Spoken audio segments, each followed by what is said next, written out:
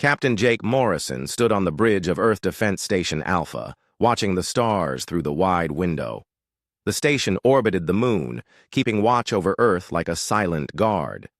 Jake had been doing this job for 10 years, and most days were quiet. Ships came and went, carrying people and goods between Earth and the colonies. Nothing exciting ever happened.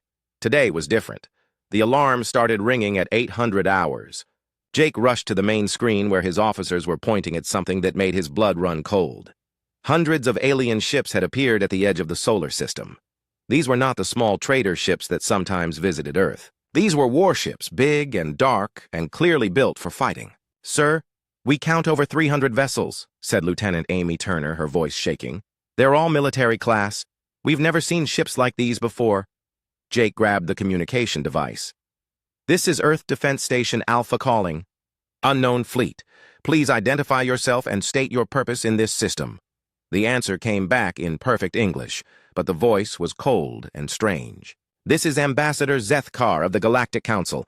We demand immediate communication with your planetary leaders. You have 1 hour to comply." Jake had heard of the Galactic Council. They were the group that ruled most of the galaxy. Earth had been dealing with them for 50 years. But it had always been peaceful trade and small talk. No one had ever seen their military before. Within 30 minutes, President Lisa Adams was on the main screen from Washington. She looked calm, but Jake could see worry in her eyes. Admiral Roy Collins appeared on another screen from Mars Command. Dr. Sam Rodriguez joined from the science station on Europa. All of Earth's leaders were watching as the alien fleet moved closer to Earth. The Council ships formed a perfect circle around the solar system. They moved like they had done this many times before. Jake counted the weapons on the nearest ship and felt sick. Each ship carried enough firepower to destroy a city. Ambassador Zethkar appeared on the main screen. He looked like a tall lizard with 4 arms and red eyes. His skin was green and covered in scales. When he spoke, his voice made Jake think of winter wind. "Leaders of Earth," Zethkar began, "the Galactic Council has watched your species for 50 years. We have been patient with your expansion and your aggressive nature. That patience has ended." President Adams stepped forward. "Ambassador, we have always followed Council laws in our trade and exploration. What have we done wrong?" Zethkar's red eyes seemed to glow brighter. "Your species is dangerous. You spread too fast. You fight too much. You refuse to limit your population as the Council demands. You build too many weapons. You ask too many questions about things that do not concern you. We are a free people," President Adams said firmly. "We have the right to grow and explore." "Rights?" Zethkar made a sound that might have been laughter. "You have no rights. You are a young species that has been allowed to play at civilization. That time is over." Admiral Collins moved closer to his screen. "What exactly are you demanding?" Zethkar raised one of his 4 hands. On the main screen appeared a list of demands that made everyone watching go silent. "First, you will surrender all military vessels to Council forces immediately. Second, you will abandon all colonies beyond your home system. Third, you will reduce your population to 2 billion people within 10 years. Fourth, you will accept Council governors on all your worlds. Fifth, you will stop all scientific research not approved by the Council. Sixth, you will provide 1 million of your people each year to serve the Council as workers." The room was so quiet that Jake could hear his own heart beating. Dr. Rodriguez was the first to speak. "You're asking us to become slaves." "We are offering you survival," Zethkar replied. "Many species have made this choice. Those who refused no longer exist." President Adams looked directly at the alien ambassador. "And if we refuse?" Zethkar's expression did not change. "Then we will reduce your population ourselves. We will destroy your cities until you have exactly the number of people we decide you should have. We will hunt down every human in the galaxy until none remain who remember what freedom was." Jake felt anger building in his chest. Around him, his officers were clenching their fists. These aliens were talking about killing billions of people like they were discussing the weather. "You have 72 hours to accept these terms," Zethkar continued. "At the end of that time, we will begin corrective action. This conversation is over." The screen went black. For a long moment, nobody spoke. Then President Adams took a deep breath. "Admiral Collins, How many ships do we have? About 2,000 combat vessels, Madam President, plus maybe 3,000 civilian ships we could arm. Against their 300? Dr. Rodriguez looked up from his tablet. Madam President, I've been studying Council technology for 20 years. Their ships are more advanced than ours, but they're not gods. They can be damaged. They can be destroyed. What are our chances? President Adams asked. Admiral Collins was quiet for a moment. In a straight fight? Almost zero. But humans don't always fight straight fights. Jake Morrison looked out at the stars where the Council fleet waited. Somewhere, out there, aliens were planning to murder most of the human race. They thought humans would just give up and accept slavery. They were about to learn how wrong they were. President Adams made her decision. Admiral, begin immediate mobilization of all forces. Dr. Rodriguez, I want every piece of information you have on Council weaknesses. Captain Morrison, prepare all defense stations for combat. Ma'am, Jake said, they outnumber us badly. We might not win this. President Adams smiled, but it was not a happy smile. Captain, sometimes winning isn't about living through the fight. Sometimes it's about making sure the other side regrets starting it. As the orders went out across human space, Jake watched the Council ships on his screen. They sat there, waiting patiently for humanity to surrender. They had done this before, with other species. They expected fear and quick surrender. They had never met humans before. In 72 hours, they would learn the difference. The news spread across human space like wildfire. Every colony, every space station, every ship received the same message. The Galactic Council wanted to make humanity slaves or kill them trying. The response was immediate and angry. On Mars, Admiral Roy Collins stood in the war room surrounded by screens showing ships from across the solar system. Military vessels were racing toward Earth from every direction. The passenger liner New York had dumped its cargo and was fitting weapons. Mining ships from the asteroid belt were loading up with explosives. Even the old research vessel Discovery was heading home with whatever guns they could mount. Sir, we have confirmation from all defense fleets, reported Commander Lisa Hayes. Every ship that can fly is coming home. We'll have about 5,000 vessels ready for combat. Admiral Collins nodded grimly. 5,000 ships sounded like a lot, but most were not real warships. The Council had 300 ships, but each one was designed for war and had technology far ahead of anything humans had built. What about the colonies? Collins asked. Captain Amy Turner is coordinating the evacuation of non-essential personnel from the outer worlds, Hayes replied. But sir, many colonists are refusing to leave. They're saying they'd rather fight than run. Collins was not surprised. Humans had always been stubborn about their homes. Let them choose, but make sure they understand what they're facing. On Europa Station, Dr. Sam Rodriguez was working without sleep, going through 50 years of data on Council species. His team had studied every alien they had ever met looking for weaknesses. What they found was both hopeful and terrifying. The Council races are all older than us by thousands of years, Rodriguez explained to his assistant, Dr. Kate Wilson. They've had peace for so long that they've forgotten how to really fight. Their weapons are powerful, but their tactics are old and predictable. What about their biology? Wilson asked, looking at scans of different alien species. That's where it gets interesting, Rodriguez said, pulling up genetic charts. Most Council species have been genetically modified to be less aggressive. They've bred the fight out of themselves. They rely on technology and numbers to win battles. Rodriguez paused, thinking about what this meant. Kate, I don't think they understand what they're dealing with. Humans are still wild. We still have all our original fighting instincts. We're going to do things they never expect. Meanwhile, General Pete Williams was deep underground in the command bunker beneath Denver. He was coordinating with resistance, cells that had been secretly placed on every human colony years ago. The cells were supposed to fight alien invaders if Earth was ever attacked. Nobody had expected the invaders would be the Council themselves. This is Outpost 7, came a voice from the Tau Ceti colony. We have 200 volunteers ready for guerrilla operations if the Council lands here. Outpost 12 reporting, said another voice from the mining world of Kepler. We've been placing explosives in all the important facilities. If we can't, keep them. Nobody gets them. Williams smiled grimly. Humans had learned many hard lessons about fighting superior enemies throughout their history. The council was about to get an education in why you should never corner a dangerous animal. On the dark side of the moon, Captain Ben Parker was overseeing Project Blackout, one of humanity's deepest secrets. For 30 years, humans had been hiding weapons and supplies in secret bases throughout the solar system. Not because they expected to fight the council, but because humans always prepared for the worst. "How many sites do we have active?"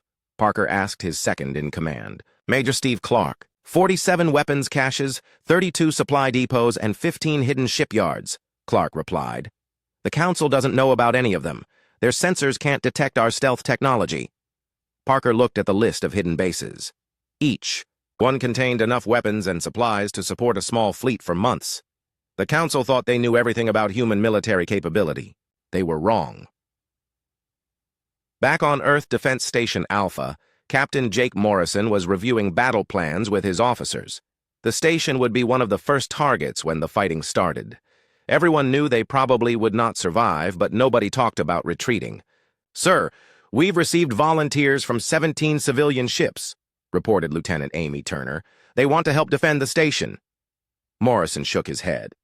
"Tell them thank you, but send them back. Civilian ships won't last 5 minutes against council weapons."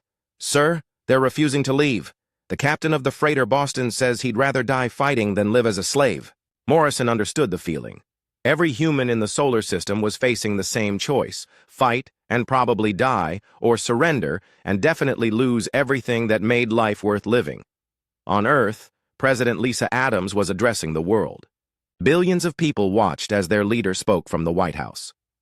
"My fellow humans," she began, "in 3 days we may face the greatest threat our species has ever known. The Galactic Council wants us to give up our freedom, our worlds, and our future. They think we will surrender because their ships are bigger and their weapons are stronger." The president paused, looking directly into the camera. "They don't understand us very well. Humans have never surrendered when our survival was at stake. We didn't surrender when the ice came and nearly killed our ancestors.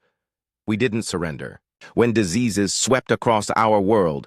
We didn't surrender when we faced wars that could have destroyed our civilization." Her voice grew stronger.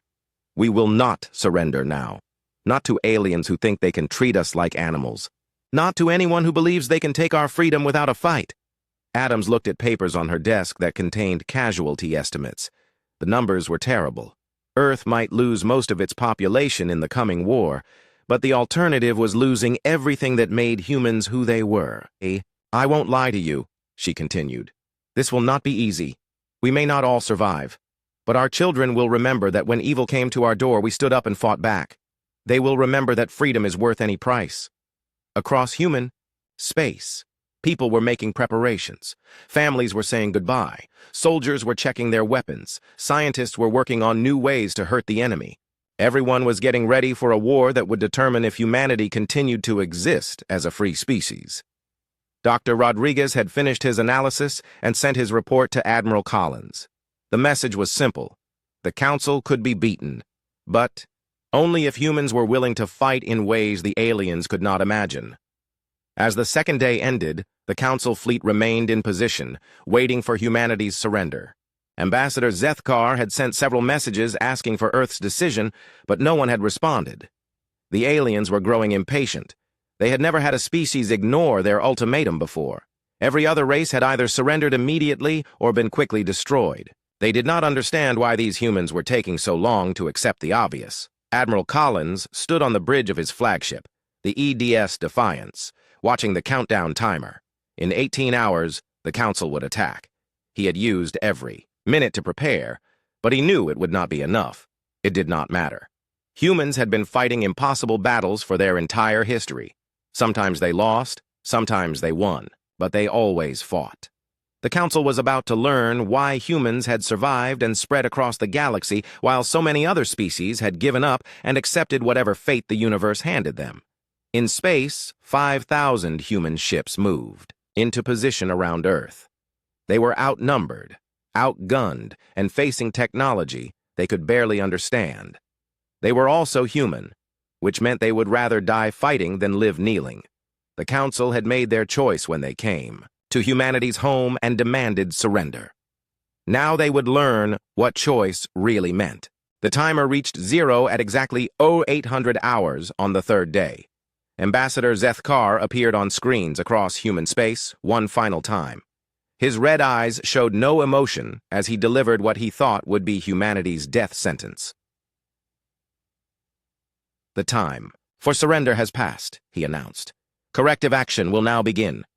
We will demonstrate the price of defying the Galactic Council. The first Council ships moved toward Earth like dark angels of death, their weapons charged with energy that could melt mountains.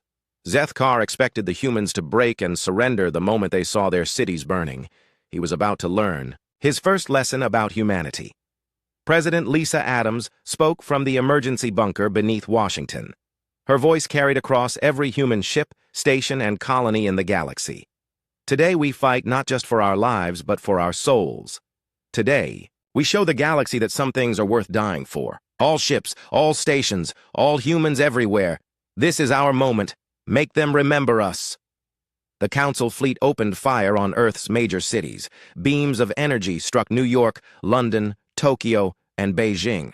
Buildings melted. People died. Smoke rose from a dozen places on the blue planet.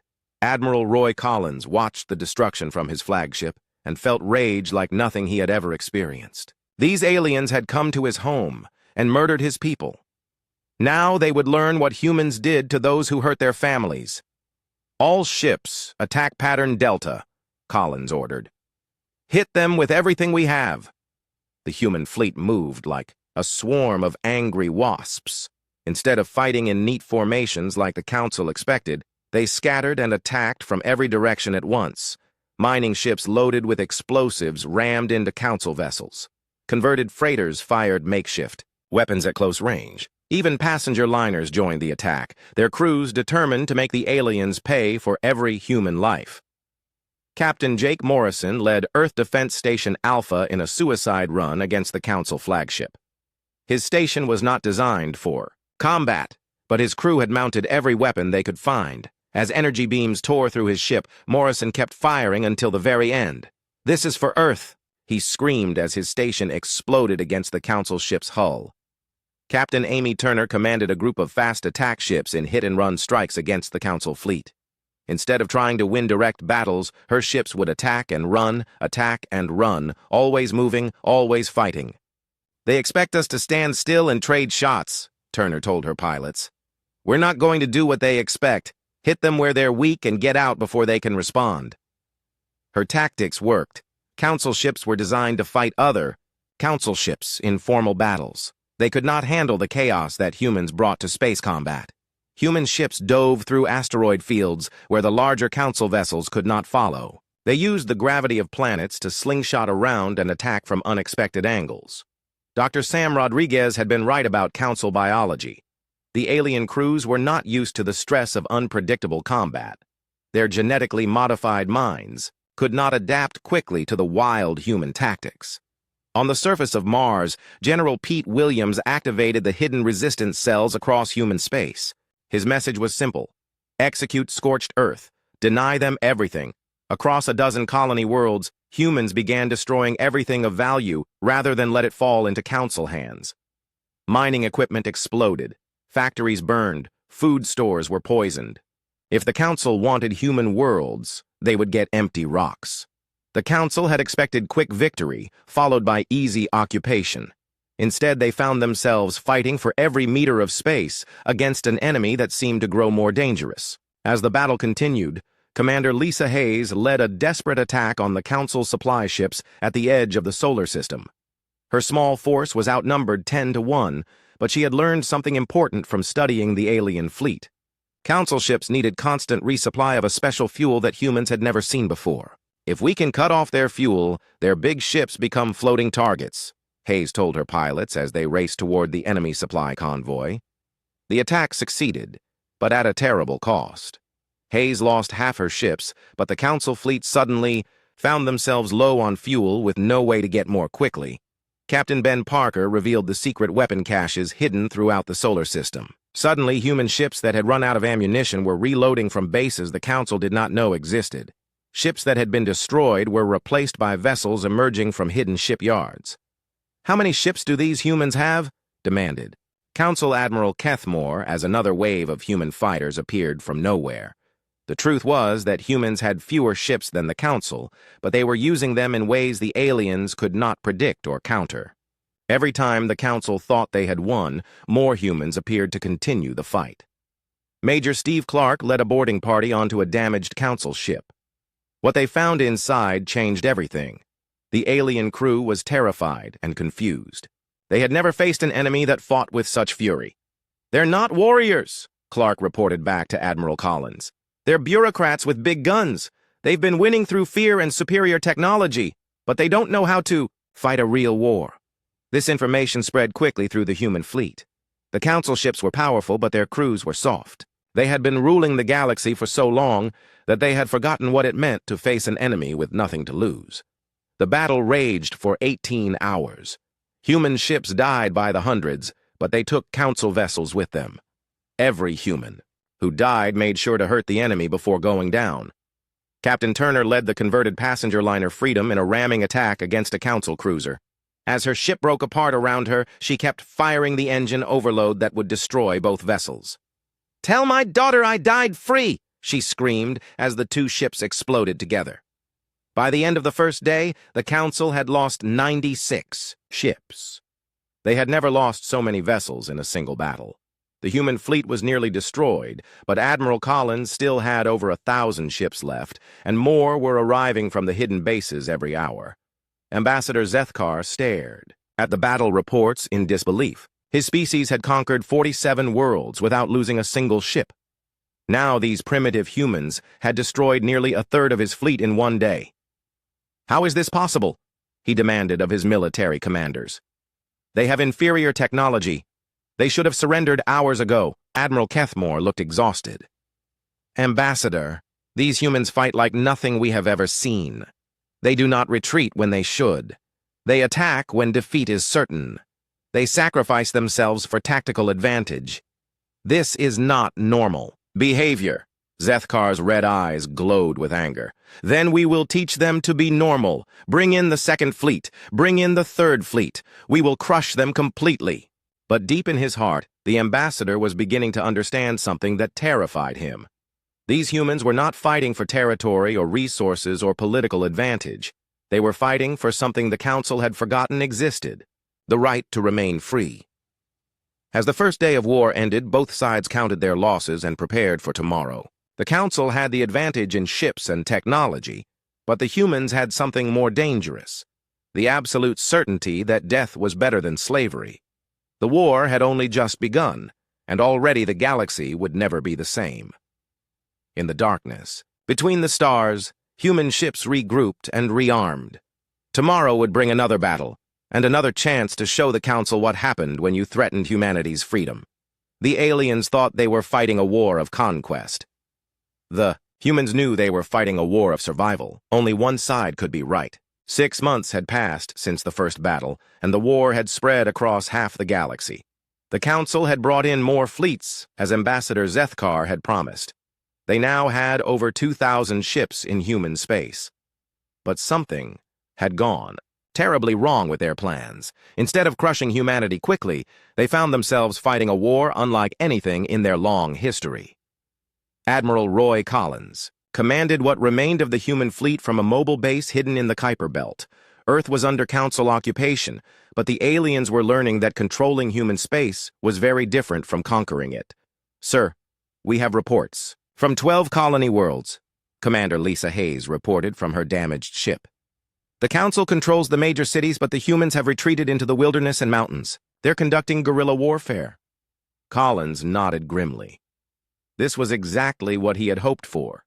The Council expected conquered people to stay conquered. They had no experience dealing with populations that refused to give up.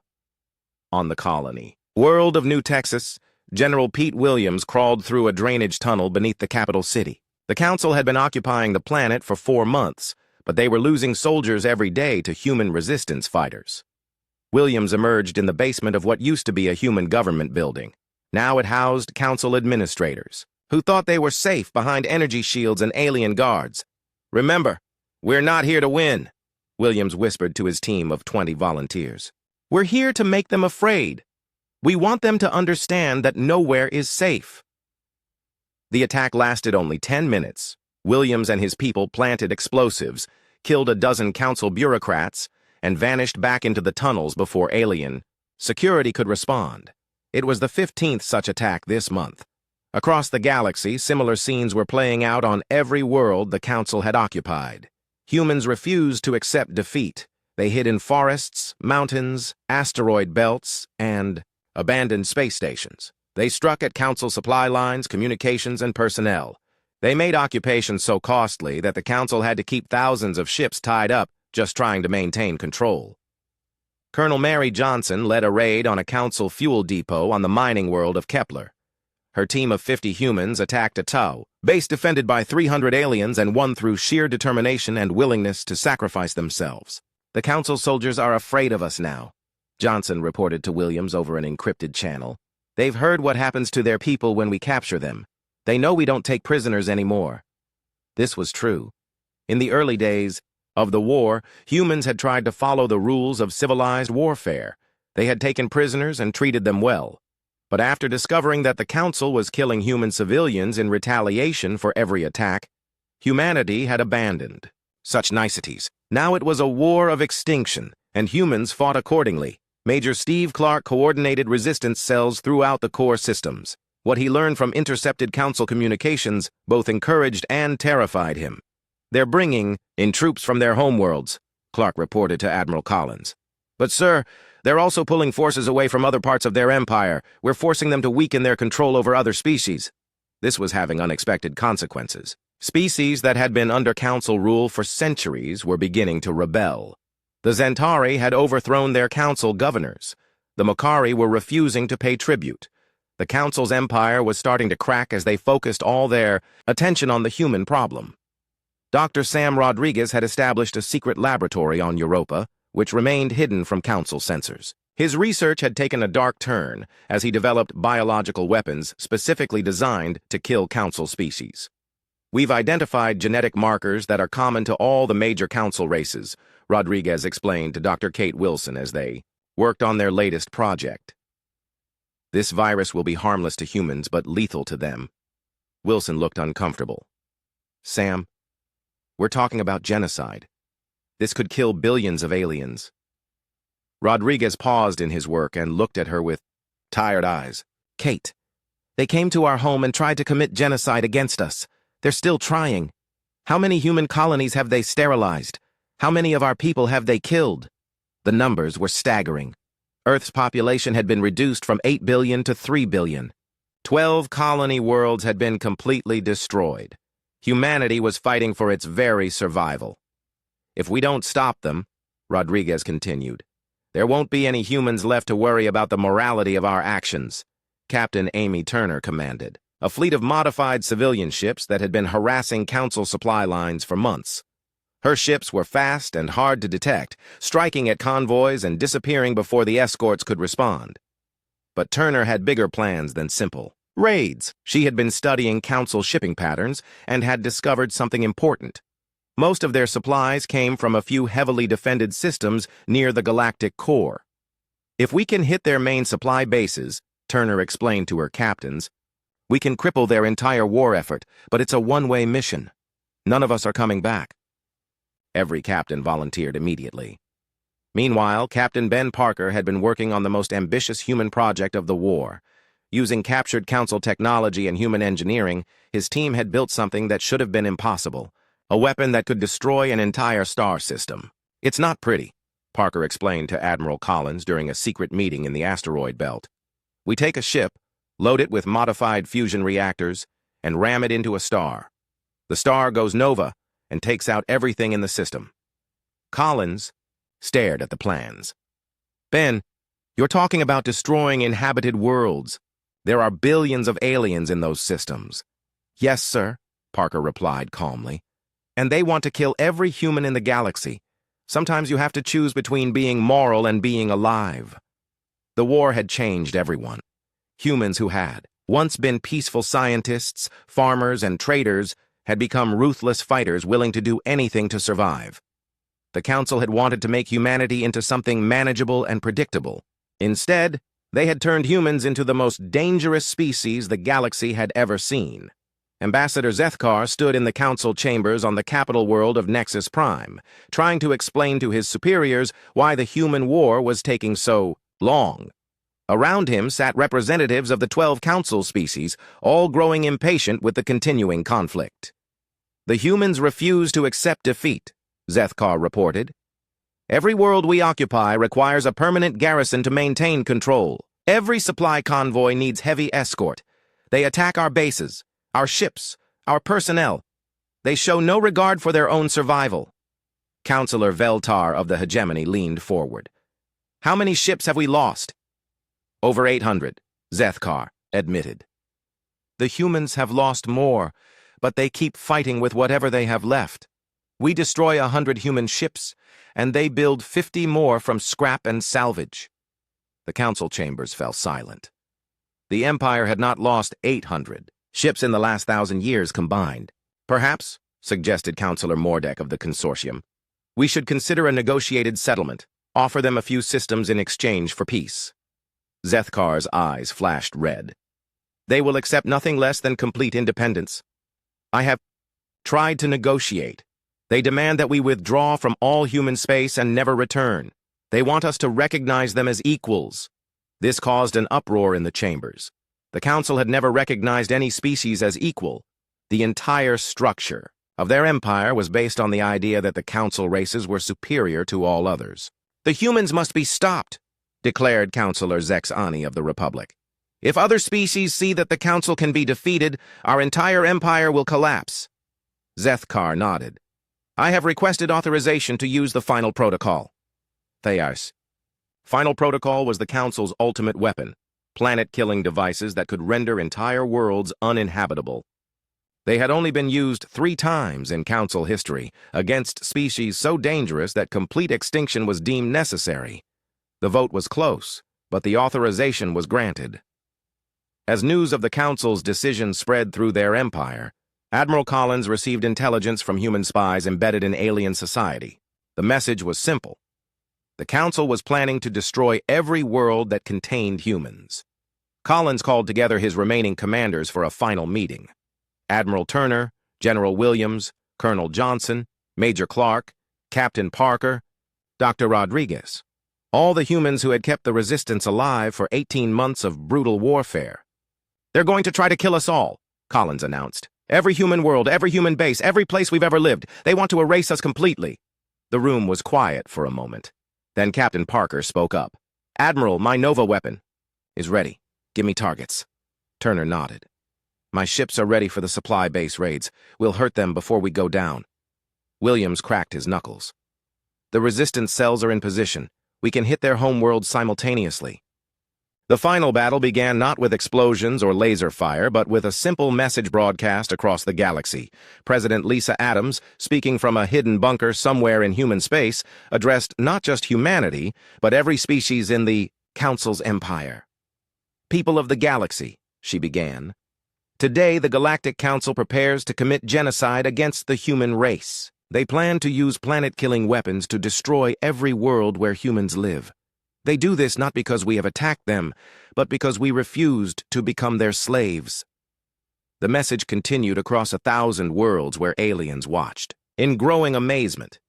But we will not die quietly. Today, humanity strikes back with everything we have. We will show the Council and every species they rule what happens when free people are pushed too far. We will make them remember this day for the rest of their lives. Admiral Roy Collins sat aboard his flagship, now hidden in the dark space, between stars. Around him, the last 200 ships of the human fleet waited for his signal. These were not the sleek warships that had defended Earth 18 months ago. These were converted freighters, modified mining ships, and civilian vessels armed with whatever weapons humans could build or steal. But each ship carried something more dangerous than any weapon, humans who had already lost everything and had nothing left but rage. All ships, this is Admiral Collins, he announced. Execute Operation Last Stand. Hit every target simultaneously. Make them hurt. Across the galaxy, human forces struck at once. Captain Amy Turner led her suicide fleet against the Council's main supply depot at Rigel. Her 20 ships faced a base defended by over 100 council vessels, but Turner had learned that superior numbers meant nothing if you were willing to die for victory. "Remember," she told her captains, "we're not trying to survive this. We're trying to make sure they never forget it." Turner's ships attacked like missiles with human guidance systems. Each vessel was loaded with explosives and programmed to ram the largest council ship it could find. The battle lasted only an hour, but when it ended, the council's largest supply base was burning wreckage, and their main fleet was stranded without fuel or ammunition. On the council homeworld of Nexus Prime, General Pete Williams led a team of 50 humans in an attack that should have been impossible. They had smuggled themselves onto the planet over several months, using stolen council uniforms and forged identification. Now they struck at the heart of the alien empire. The target was not military but symbolic, the Grand Assembly where the Council made decisions that affected billions of lives. Williams and his team fought their way through layers of security, leaving a trail of dead aliens behind them. When they reached the main chamber, they found Ambassador Zethkar addressing the council about the final protocol. Williams walked into the room like an angel of death. "This is for Earth," he said, and activated the fusion bomb strapped to his chest. The explosion killed every council leader in the building and sent a message across the galaxy. Nowhere was safe from human revenge.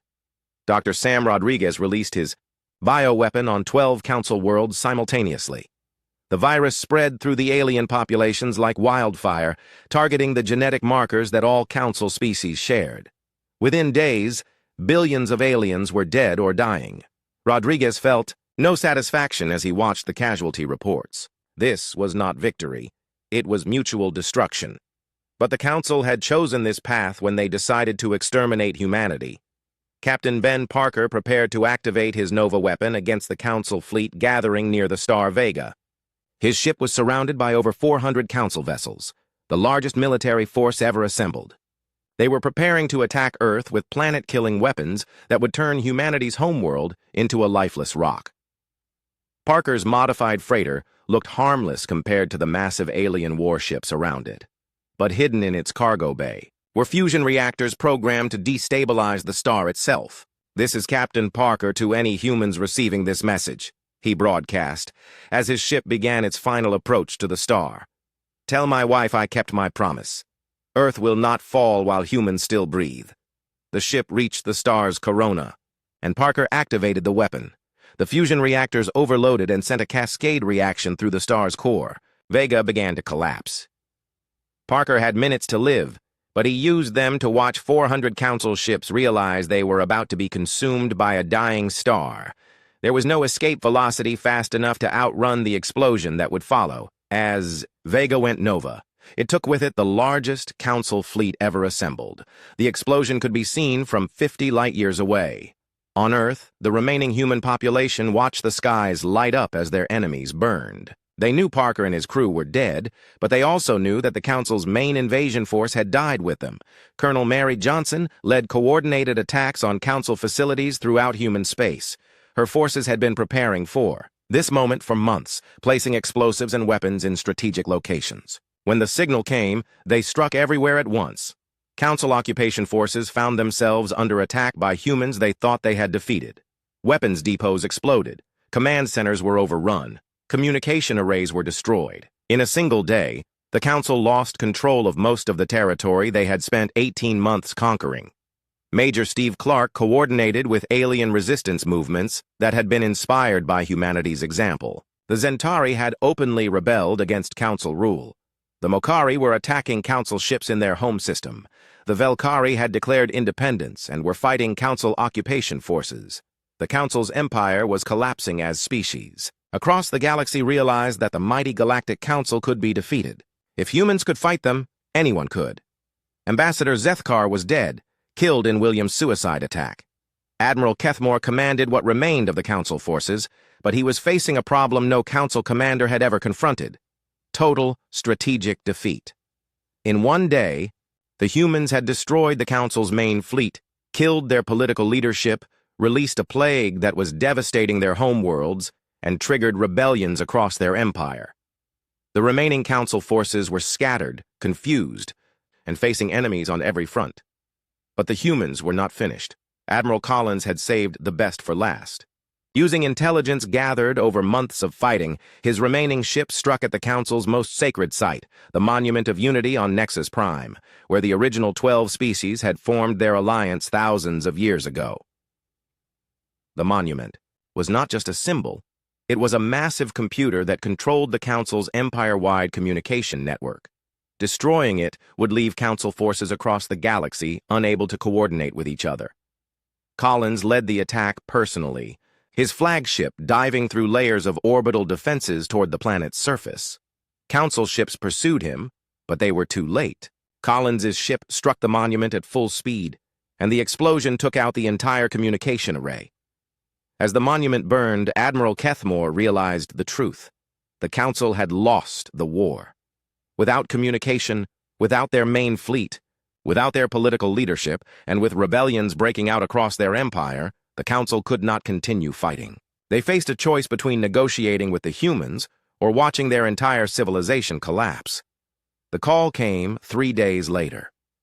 President Adams, now speaking from the rebuilt White House on Earth, received a message from the acting Council leadership. They wanted to negotiate a ceasefire. Adams' response was broadcast across the galaxy for everyone to hear. The Galactic Council will withdraw from all human space immediately and permanently. You will recognize human independence and sovereignty over all worlds we currently inhabit. You will provide reparations for the damage you have caused.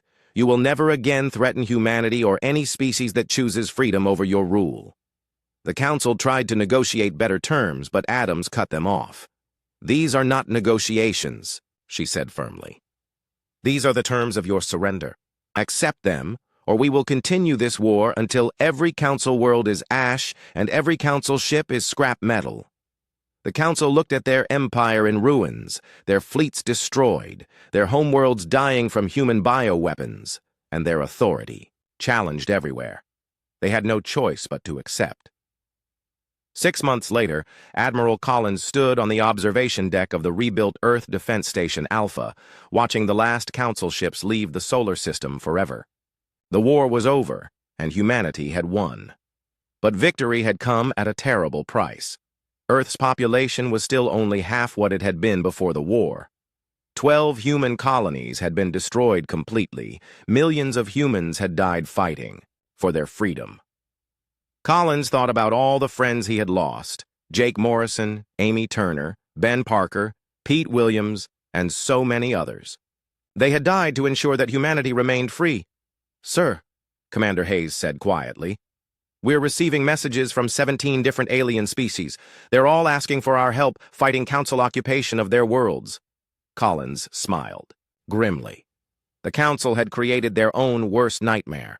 They had turned humanity into the galaxy's liberators. Species across the galaxy now looked to humans as the ones who could help them win their freedom.